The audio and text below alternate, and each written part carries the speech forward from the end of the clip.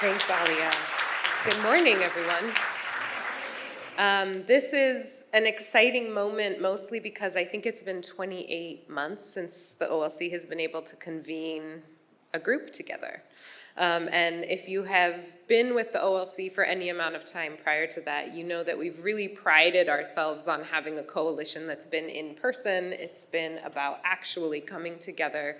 These opportunities to have the water cooler talk or the conversation before a speaker, the conversation after a speaker, so that it's not just about receiving information and hearing one person in the room speak, but that it's really been an opportunity for us to talk across tables and share knowledge across tables. And so I'm excited to finally be able to do that again today with all of you. I also want to welcome you all on behalf of Cassie Parham, the other founding co-director, and our entire Oakland Literacy Coalition team. The team has been, needless to say, working really hard, so just appreciating all of them and what they've put in to get us here today, and the many different people who've been supporting the event, Beeline Events.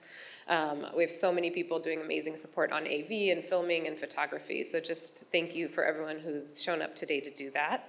And thank you for showing up today and being with us. That is also no small feat to be here on a Saturday morning in the midst of all that's been happening over the last 2 years, over your week, whether you're in school or working out of the classroom. We know what it takes to come spend extra time to do this sort of thing. I want to take a moment to also really appreciate our presenting partners, Stefan and Aisha Curry's Eat, Learn, Play Foundation, the Hellman Foundation. Both of these presenting partners have really been invested in this work. Both have been our kind of core sponsors for the last 2 years. So for our inaugural virtual event last year, as well as this year. We're so grateful to folks like Hellman who have really been supporting so many organizations in Oakland for so long. They really have taken the time to understand what the landscape looks like, what's needed, and how they can show up as good partners. Stefan and Aisha Curry's Eat, Learn, Play Foundation continues to really show that they are invested in creating a legacy that involves the betterment of the community, that is about the children, and they have continued to bring new investments in Oakland. And I'm so excited that you all will get to experience the joy of the bus, because keeping joy has been such a central part of their foundation work as well as ours. So please stick around and see what that amazing multicolored music playing bus looks like, in addition to getting your own books to take home. We've been working on this for some time, so I think I want to just say that the symposium has been such a natural progression of our work at the Literacy Coalition. Again, so many of you who are in the room have been coming to our coalition convenings, workshops, events for so many years over the last decade plus that we've been doing this since we started at the Rogers Family Foundation, one of the other many incredible sponsors who are supporting this event. And so while I love seeing so many of the faces who've stuck through this work with us, who continue to be in this work in this field, today feels also very special because we're bringing in so many new folks from outside of Oakland. So part of that natural progression for us has been about really recognizing that Oakland is, of course, we're the Oakland Literacy Coalition. So much of our work is about Oakland, but this has really been the way, this symposium and gathering that we have and will continue to want to really build our work beyond Oakland, that really says this is work that matters in Oakland, but it matters in so many places. Our work for the last 10 years plus has really been revolving around this idea of bringing folks together to learn, collaborate, and champion literacy. So we see everyone in this room as a champion of literacy, and we hope you'll join us in this learning and collaborating that we're going to do together today.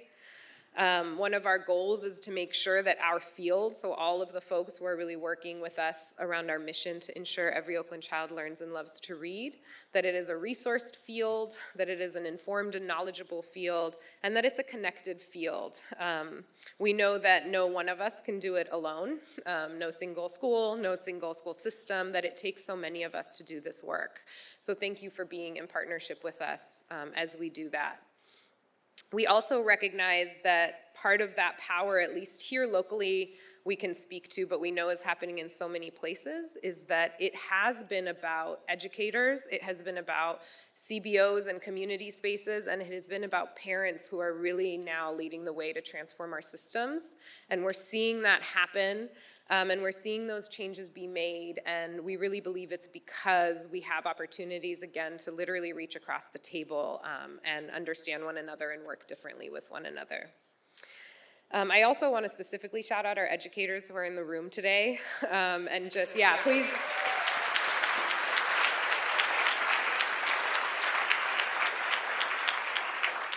We see you, we know the work that you do is hard. We know what's being asked of you every single day is hard, and it gets harder and more is asked of you. And again, to be here on a Saturday after several months already this school year of continuing to do that day in and day out, we recognize and appreciate and see that. And we hope today for all of us, not just the educators in the room, gives us a space to share our voices, because each of your voices and your expertise are so critical in these conversations that we want to have together. We are joined by folks who come to this work in different ways, whether you're in the classroom, out of the classroom, leading a school, a community partner, a funder. And we really, again, believe the value is in this opportunity to talk about kids, to talk about what our kids need, to talk about how we can help our kids all make sure we are giving every child the tool to read, and that we do that with all of us from all the different ways we come at it, being in that conversation together instead of just a room of one part of our sector in our field. Literacy and justice for all, that is the theme of our symposium, and that is intentional. We chose this theme to reflect the urgency of the work of literacy and reading. We chose this theme because we fully believe that literacy is not just the civil rights issue of our time, not just a social justice issue, but really on a personal level, the way that we connect to the world and the people around us. And I was reflecting on that in sort of preparation to say a few words today, and also deciding what to wear, because I was deciding if I wanted to wear a particular t-shirt, and mostly just didn't for other reasons, but I've been, if you've seen me in the last few weeks, I've been wearing my t-shirt a lot, my homemade, handmade t-shirt, that in Farsi says, Zan Zindagi Azadi, which means woman, life, freedom. Yes. In my country of birth, Iran, there is a second revolution sparking and starting in the streets. My family came to the United States shortly after the first revolution.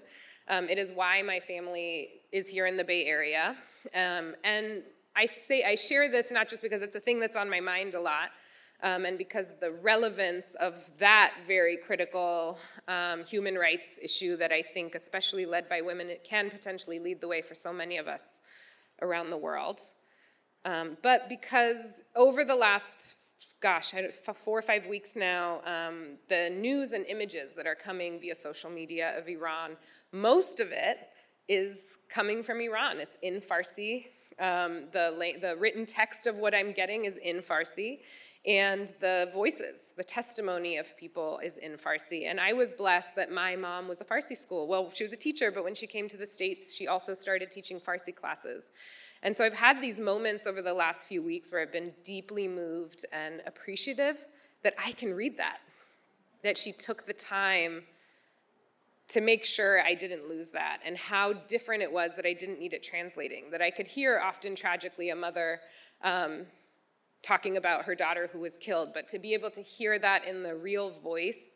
And so I think about my access, not just in American schools, but to be able to read and understand my culture through that written word, for me is very much why I do this work and why I believe so much that it is our connection to one another. So thank you for letting me share that little personal story.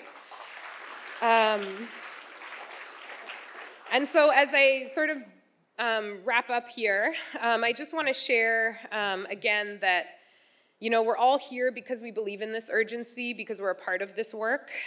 We all believe, I think, that we cannot be complacent in the fact that so many of our children, too many of our children, are not able to read. They're not learning how to read. We cannot be complacent in the persistent equity gaps that exist within that. And we hope that today, I hope that today really furthers that collective mission that we all have together in some way in certain moments. Because, and in those connections that we have together, because at the end of the day, we do need one another to do this work. So with that, I have the wonderful opportunity and pleasure to introduce our morning keynote speaker, Mr. Kareem Weaver.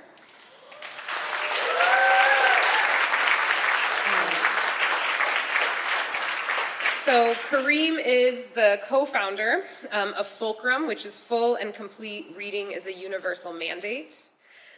He previously led the Western region of New Leaders. Before that, for many years, he was an award-winning teacher and administrator in Oakland, California, as well as Columbia, South Carolina. He has testified on the science of reading in front of the Ontario Human Rights Commission. He has done many, many things that are in his bio, which, by the way, the QR codes take you to in your program booklet. But he has also been a member of the Oakland NAACP Education Committee, and he is a senior visiting fellow on the National Council of Teacher Quality. But Kareem is all those things and many, many more things to the people who have had the opportunity to hear him speak, who have had the opportunity to work with him here in Oakland. Me specifically, I am so grateful to be able to call on Kareem to get his sort of advice and counsel on so many things, and to be able to, in many ways, follow his leadership. We're so, I think, proud to know that Kareem's work is so based in Oakland, but to see the really national footprint that he has been leading for folks everywhere. For those of you who were able to attend the film screening of The Right to Read on Thursday night, you got a little bit more, I think, of an introduction into who Kareem is, why he does this work, and what he calls us to do. And since everyone couldn't be there, I'm really grateful that you get to hear him speak today. One of the things he reminds us of in that film is that reading is, in many ways, the currency of the information age. He calls on us to really think about the responsibility that each of us holds as sort of the adults in the room and in the society, even if we're not just, the actual teachers in the classroom, that all of us holds that responsibility. And I feel constantly called when I hear Kareem speaking in a new and different way each time to examine how I show up to do this work. Again, I think he is also a champion of reminding us that it will take all of us. So if you've heard our OLC slogans, that lines up pretty well with how we like to do the work. So we appreciate being called repeatedly by Kareem. And again, he's also a joy to be around. And so Kareem, with that, I am so grateful you're here, and I would love to welcome you to the stage.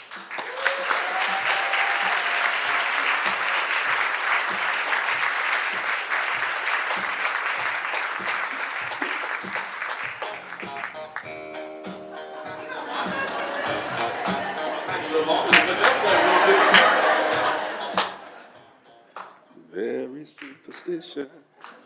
Man, that's all right. Thank you, Sanam. Where's Sanam? Thank you. I appreciate that.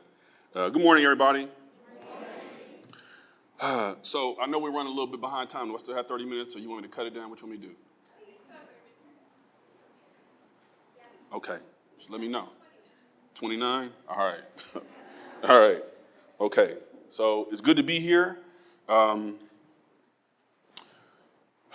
Let me jump right into it. I'm going to move around a little bit. Hopefully you guys can still see me. They got me set up on the lapel, so this should be okay.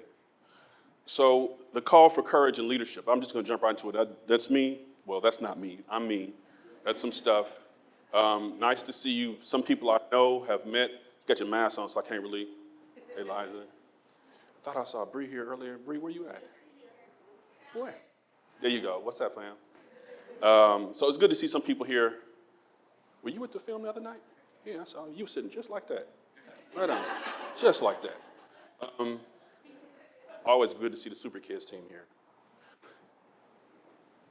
Hey, Sarah. Okay, so let's get right into it. I only got 30 minutes, 29, so let me move. So the first thing I'm going to do, so they told me, Kareem, we want you to give a call to action. Inspire people, stuff like that. And I immediately got in my feelings. Immediately. There's a thing in education you might not notice. They oftentimes put the black man as a dean, academic dean. I'm coming right with it today. I can teach. I come teach right now. Give me some kids. You don't know. Shoot. Principal, kid, man, watch. So that's my bag. That's my stuff.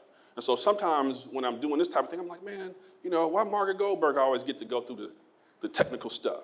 She's a good friend. I'm just saying. I get jealous. Or Emily Hamper is doing her thing. It's not so technical.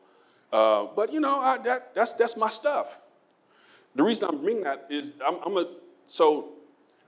and I had the PowerPoint ready to go. I'm going to share it with you as best I can.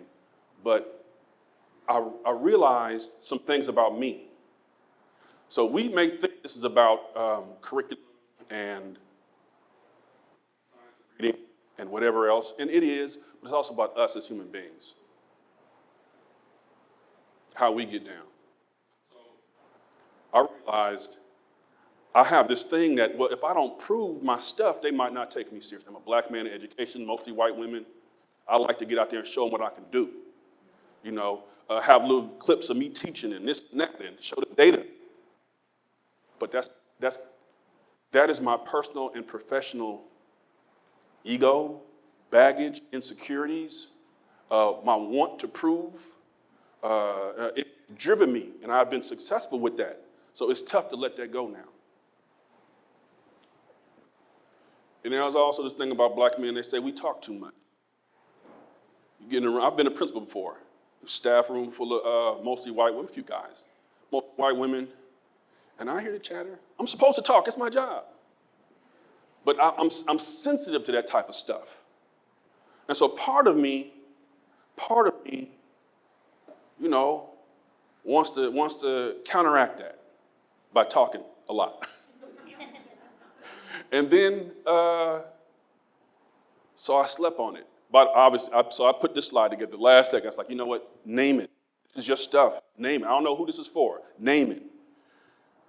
I went to bed and woke up, and I'm a religious guy. I'm a spiritual man. And I was reminded in my dream that Noah only had one job. He only had one sermon. It's going to rain. That's it. That was the fullness of the message. It's going to rain, I'm trying to tell you. And so sometimes we want to make things more complicated than it is or needs to be because of our stuff. When sometimes we just have the one job to do. We just got to make sure we're on point and on time to do our job the way it's supposed to be done, the way we're called to do it, which is going to be unique from everybody else. So I don't know who that's for, but so that's me coming out my stuff. Y'all ever heard this guy, Coleman? If you raise your hand, you're showing your age. So before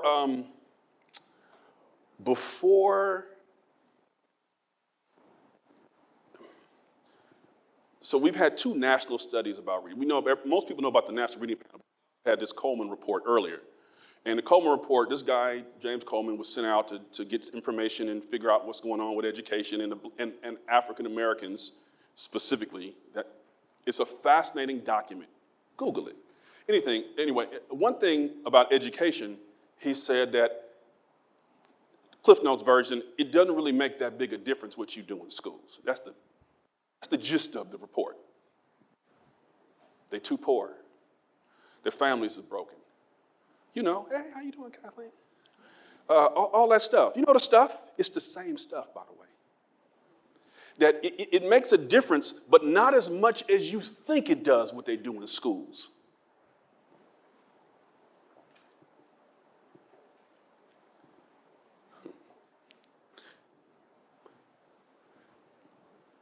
This persists, this mindset persists in different forms, the language changes, but it's the same stuff. Really, what can you, ay, pobrecito?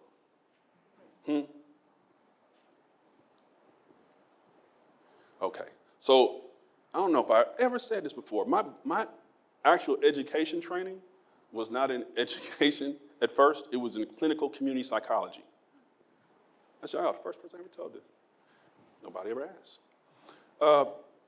As a kid growing up in South Richmond, in the crack epidemic, era.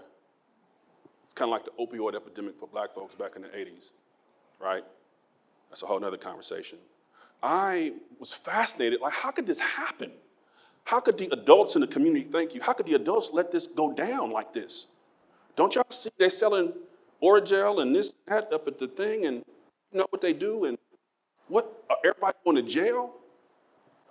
How could everybody just, are y'all cool with this? As a kid, I'm a kid, and I just couldn't understand. And I love my elders, I love the community. I was, one of those kids, always out in the street doing my thing. I just couldn't understand. So when I got older, I decided to study. I was an undeclared major at Morehouse. I didn't know what I was going to study. I said, you know what, I'm going to study that. How did they let it get that far? The adults I'm talking about. There's a whole science behind it. I was fortunate enough to study under this guy named, this professor named Prince at South Carolina, Columbia, and they have a program about it, clinical community psychology. And I was also fascinated by things like slavery and the Holocaust. Like, what were them people thinking? You ever think about that? Well, if you go back to, so slavery, American version of slavery, everybody just go along and get along. As a kid, I'm thinking, my mother's grandfather was an enslaved man. How did that happen? You can't tell me that somebody be like, man, maybe we shouldn't be doing this. Was the coin that attractive? Was anyway, so I was interested. And then also I see these pictures of lynchings and this, that, and the other, and I see people having picnics and smile. I'm like, what is the psychology of a group of people that allows that and engages in it? And then also the Holocaust. You mean tell me the people didn't know, see the smokestack? Come on now. So that fascinated me as a young man, and I wanted to study it. Well, I did study it. I'm going to share some things with you today. I'll try to be as efficient as I can. So there's this thing everybody knows about groupthink. How does it get to, because the education is the same thing. How we let it get like this? We got 19% of black kids out there reading. However many folks who can't get private tutoring, their kids, I don't care what color you are, you can't get private tutoring, you're in a world of trouble. How did it get like that? Groupthink. I know you can't really read it that far. Is it tough to read that from back there? Oh, you can? Oh, we good then. Thank you, I appreciate you. So the first one is about illusions of unanimity. When we all think we all agree, it appears, it appears to be so. It's not so. And in this room right now, we're all here, we got our little binders, and everybody's all looking good and everything, science and reading all this. Listen, you are the minority of the minority of the minority. In case you didn't know. Most people right now, most educators, according to national parent surveys and educator surveys, most folks are still doing things that would not be considered aligned with the science of reading. And they're doing the best they can with it, with the best of intentions. So, but the illusion of unanimity is a big component to how these disastrous things take place.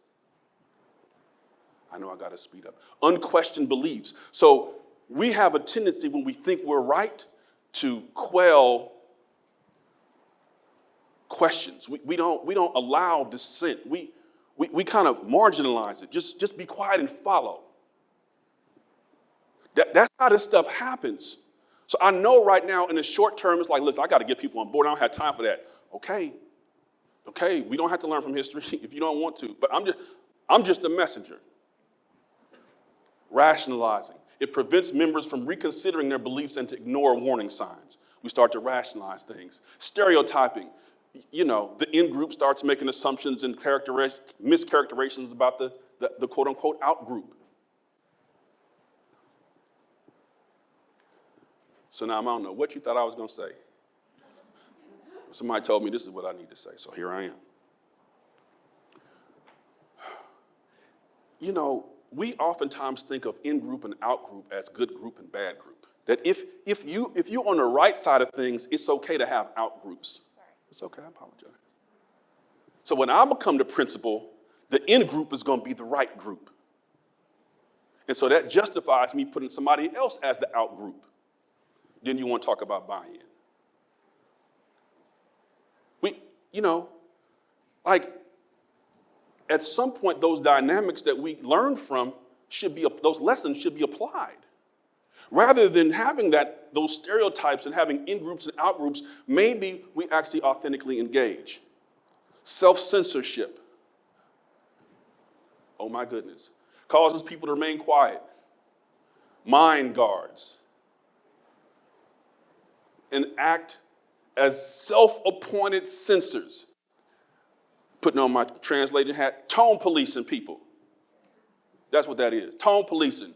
Oh, you can't say that. Oh, she's not woke, she's not this, he's not that, whatever it is, because they don't agree or they think something different. They might have just come up out of the graduate program, in service, pre-service, in service, out service, and everybody's saying the same thing, which is we're doing this the right way. Now here you come with a book and a podcast thinking it's going to change their heart like that. Come on now. Tone policing doesn't work. It's the difference between compliance and buy-in. You can get your compliance with your positional authority, sure. Good luck. And when you leave, the next administration roll in, guess what's going to happen? You already know. You already know. But we still do it. Direct pressure. You better do what I say. Failure to explore.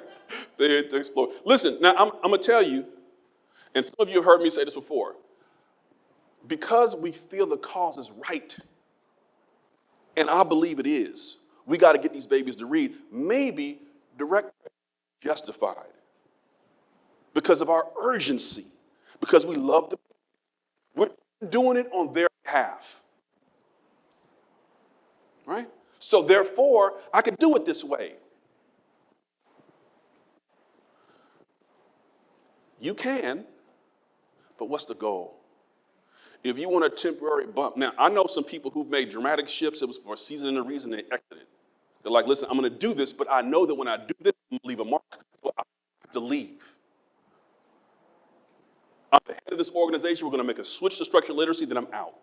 They can cuss me on my way out the door.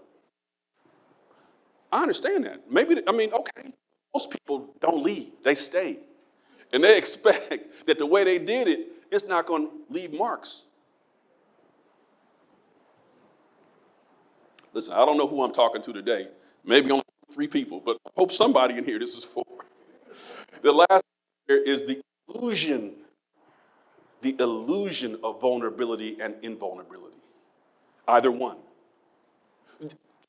These are the signs of groupthink, meaning I can fake my affect.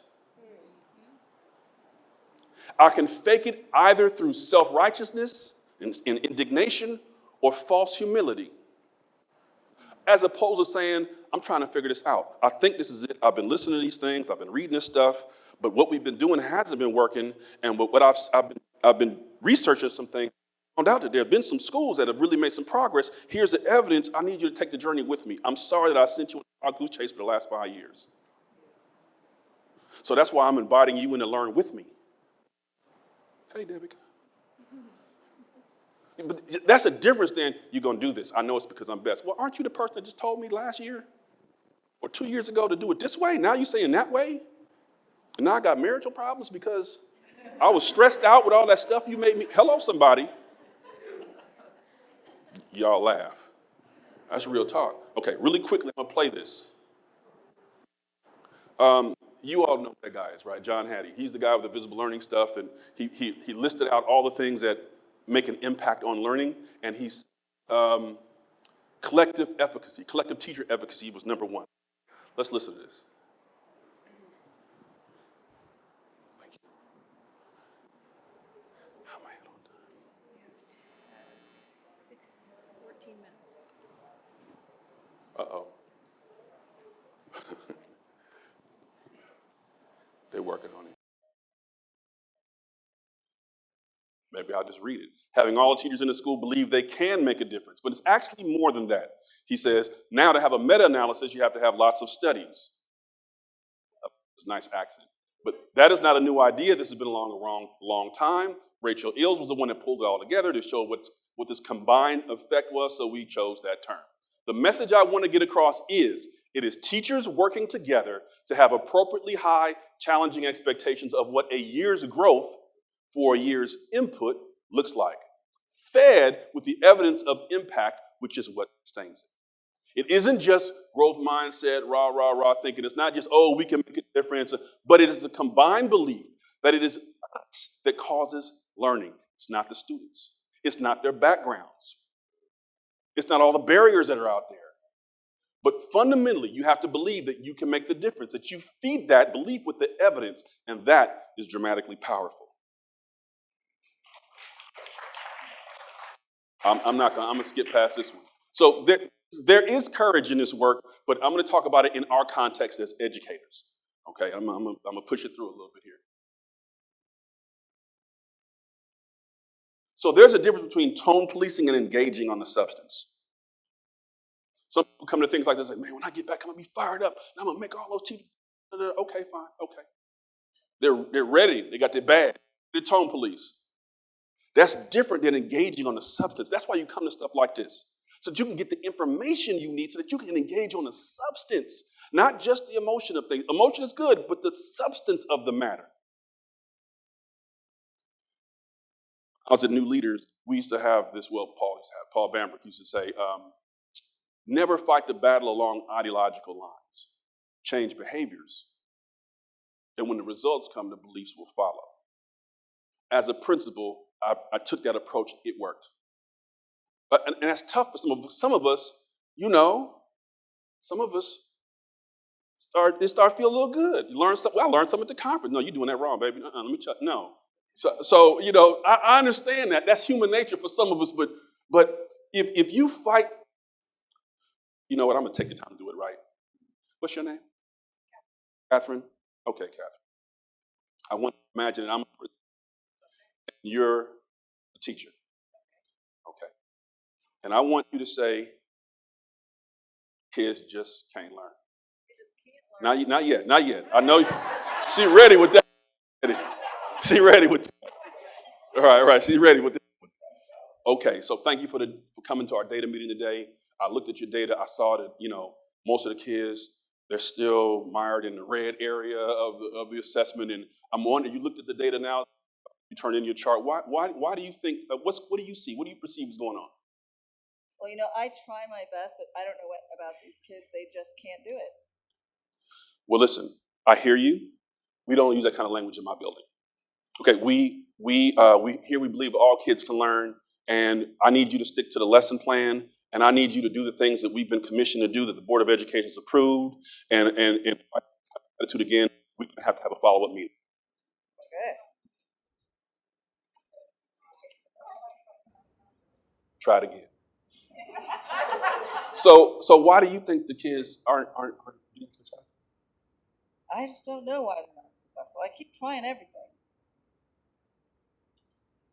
But what do you think? You think they what? Teeing you up. They just can't learn. Well, I hear you. Let's look at standard 5. Okay, that's number 3, 6, and 7 here on this assessment. And it looks like they made some common mistakes. Oh, it looks like they did this, and this. Have you had a chance to focus on that particular item? Not. Well, I wonder what they would do if we focus on it. Why don't we try that and then, and then try it again and see what happens. So you see the difference. Thank you, Kat. You see the difference, right? Now, so here's the thing. It may feel good for me to get that little thing off. For me, my mom would probably be proud. She would too, right? However, if the kids' learning is the goal, the top goal, then I'm gonna have to reel myself in a little bit to give her what she needs so that she can give the kids what they need. You understand where I'm coming from? Okay, let's keep it moving. So, Mr. Coleman, the Coleman report. What about you? Can I make a difference, really, given all the things that are happening, the dynamics and the data and et cetera, et cetera? I have these 2 pictures up. One,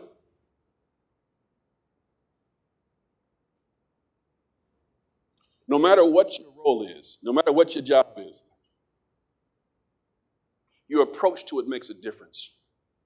I'm going to make an ask of you later today before you leave out of this keynote session. Your approach makes all the difference. So I have two pictures, cheerleaders and cane breaks.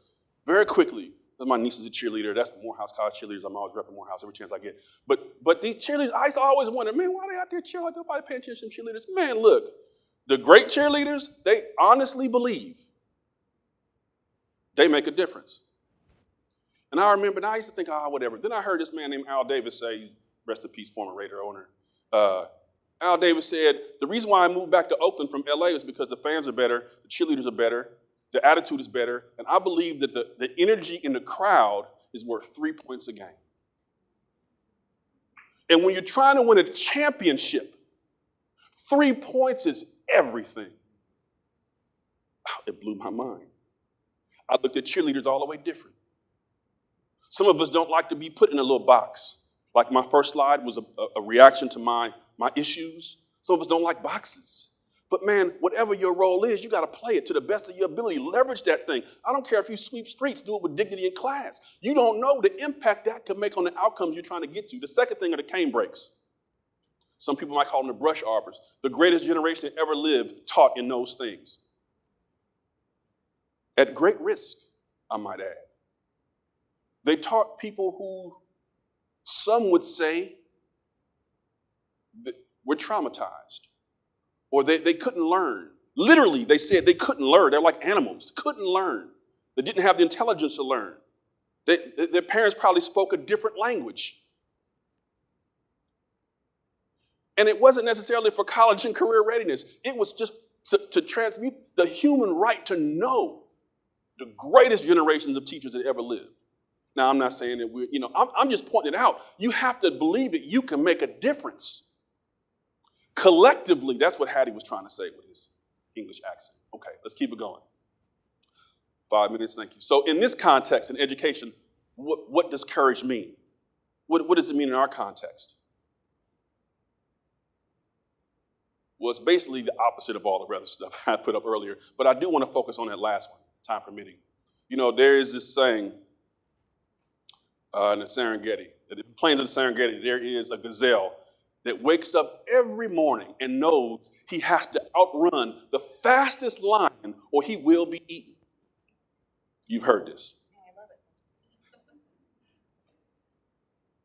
it. And on those same plains, there are lions who know they have to run faster than the slowest gazelle or they will starve. And the lesson is not about whether you're a lion or a gazelle or you got to run. The lesson is that every day you got to be running. You have to strive for knowledge and understanding. When you come to these conferences, I understand it's fun. Listen, I've seen people in the crowd that I've known for 10, 20 years. It's good to see you all. But this is not a party. Well, maybe, I know, Sanam, it's fun. But we're here to do a job. And we're also here to do our work. There's a difference. We have to be plugged in. You got to run. And in education, that means the pursuit of understanding and knowledge. We got people here from Canada. Where's Kim at? Kim, where you at? Came all the way down from Ontario to come here and talk about multilingual learners. I see you in the back. Like, you got some heavy hitters here. Take advantage of it. Invest in it. Yeah, sure, shake a few hands, get exchange numbers, all that. But, man, you got to be running. That's what our kids need. Really quickly. Second one, you can see the other ones, but it's okay to acknowledge the past so that we collectively can move forward. And you don't have to hide from anything you've done in the past. Well, I don't know you, but I'm just saying, you in education, there have been mistakes made from the top all the way down. It's okay to be honest. They know it anyway. You can keep hiding it if you want to, what you supported 10 years ago, whatever it is, or the kids that came through. You don't waste energy. Listen, the truth about anybody is bad enough. There's no need to lie. As my grandfather said. Just got to be honest and keep it moving. So this really is a call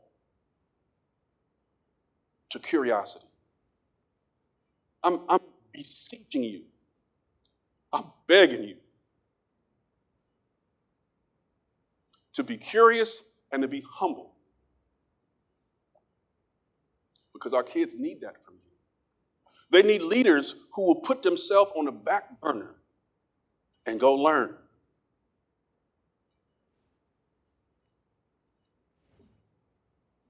I know some of us have and I was this way a little bit too, have this style of being more upfront in your face. Okay, fine. You find your context for that, but understand that this might not be your season if that's your only way to do things.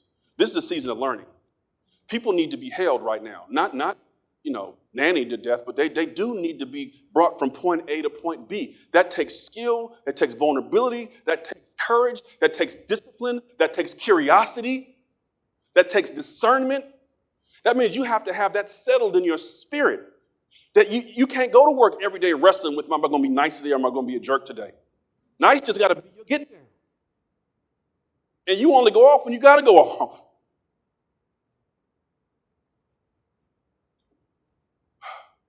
Last couple of things, I'm done. Another one from my grandfather. He's a good dude. He said that families and teams and organizations and movements like this, they really rise or fall based on what people do when nobody's looking. I don't care how good your business plan is, or your lesson plan, or your budget, or your staffing schedule, or your curriculum, or whatever, or your policy at the state level, or the board level, or whatever it is. That's all nice, and maybe those are preconditions for success. But it's when nobody's looking. That's when the family. That's when everything happens. So when your students, whatever you're responsible for back home, they won't know how you engage here. They're not looking at you now. I implore you, when you go into these sessions, to go in there with a mind of a thinker and a learner. Movements rise and fall. And what people do when nobody's looking at such a time as this. Really quickly, I promise it's my last couple slides. So I was on Twitter last night. Well, it was like 1 and 2 in the morning. And apparently, I didn't know this, there's this new podcast. Emily's got this new podcast coming out about how we got here.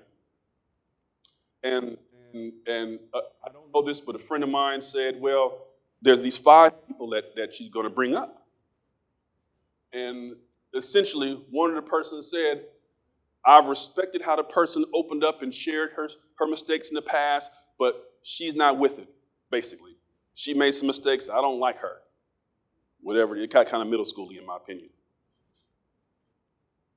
Questioned her ethics. And then I said, yeah, okay. But at least she did change. She admitted she changed, and she gave her materials out for free. That got to count for something. It's like, no. She did update her book, but, I would say that was just a lead generation. In other words, like a hustle. Right. Make a long story short. Then the person said, I've never been blocked before. She blocked me. Hey, let me tell you something. Y'all can't afford to get blocked. I'm not talking about Twitter. I'm talking about real life. You got to figure out how to speak their language. You got to figure out how to take the learning that you have here and bring it back with you in a way that they'll receive it, that they'll internalize it, they'll apply it, that they'll take the feedback from it, that they're willing to have a second try at it if it doesn't go right the first time. You cannot afford to get blocked. I didn't say it because I love the person. I know her. I love her. She's good people. But I was like, man, this is too serious. If you got to go hard, but you can't just be hard all the time. White woman off the hook. So here's my ask. My ask of you. My ask, very simple, and I'm done. My ask is that you fully engage in these sessions. My ask is that you come in, and I don't know most of you, but I'm assuming that you bring expertise with you, you bring your experiences with you bring your own context, your job, whatever it is. But I'm asking for you to show up as a learner so that you can more steadfastly and diligently apply it in your duties, whatever your role is. That's the call for today, to be the best learner you can be. That's what our children need from us today. Now, tomorrow they might need something else, but today, and that's the best we can do is day by day, right? Today, to show up as the best learner we can be so that we can take these lessons back. We've got some great folks here today. And then we can apply them in a way that people will receive. If that's all right, give me a thumbs up. Cool, right on. Well, that's it. That's all I got. That's what I came here to tell y'all today. I love you. It's good to see you. Thank you, OLC, for the invitation. Go get them. Go get them.